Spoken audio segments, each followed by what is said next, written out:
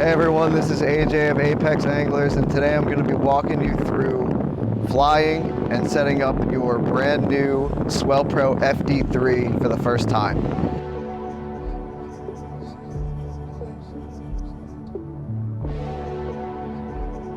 Included in the box is the flight battery, battery charger, smartphone mount, 2 pairs of propellers, a prop wrench, user and maintenance manuals, and of course the drone remote and the drone itself. Before flying, it is important to fully charge your drone and remote batteries.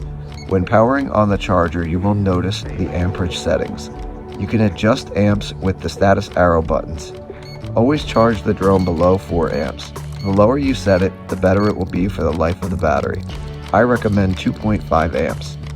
After your charger is set up, insert your charger cables accordingly. Black into black, red into red, and finally your balancer cable into the last remaining slot.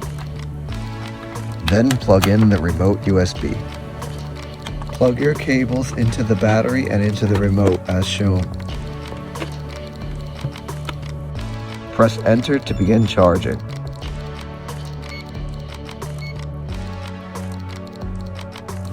When charging is complete, the charger will beep and show the word full on the display. The battery light on your remote will turn green. When setting up, insert the battery into the compartment. It's important to push firmly to ensure it is seated properly. Install the propellers on the corresponding motors. Both are clearly marked with A or B, B being clockwise and A being counterclockwise. Tighten until you feel a click. Then use the prop wrench to snug them up. There are multiple ways to connect your line to the drone. This varies depending on the species you are targeting. In this video, we are fishing for sharks. First, you want to bend your spiderweight into place and put one of the legs through the offshore loop of your mono or through the swivel.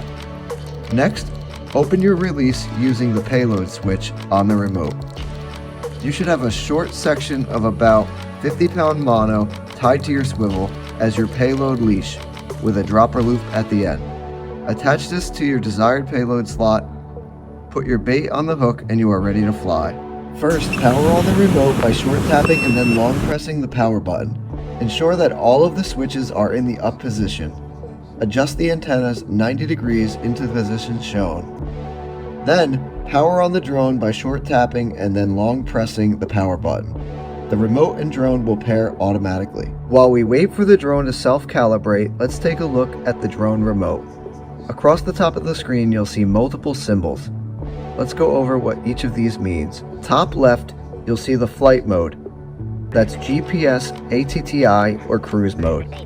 For beginners, it's very important to always fly in GPS mode. The next symbol is the GPS signal.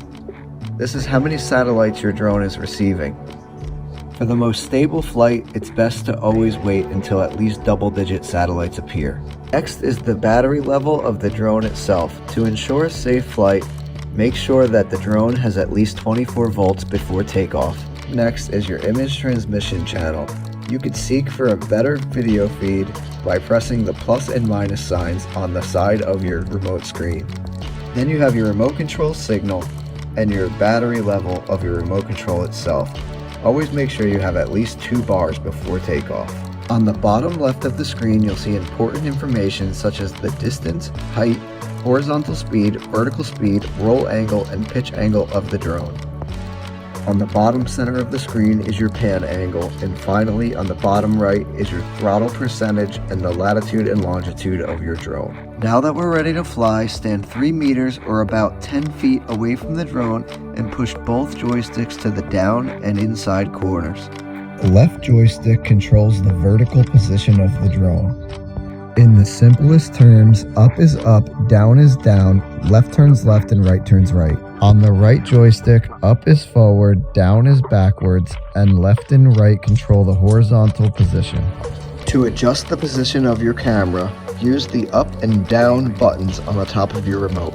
While flying the bait, it's important to have somebody holding the spool.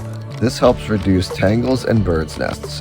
When you've reached the desired distance, flip the payload switch to drop the bait.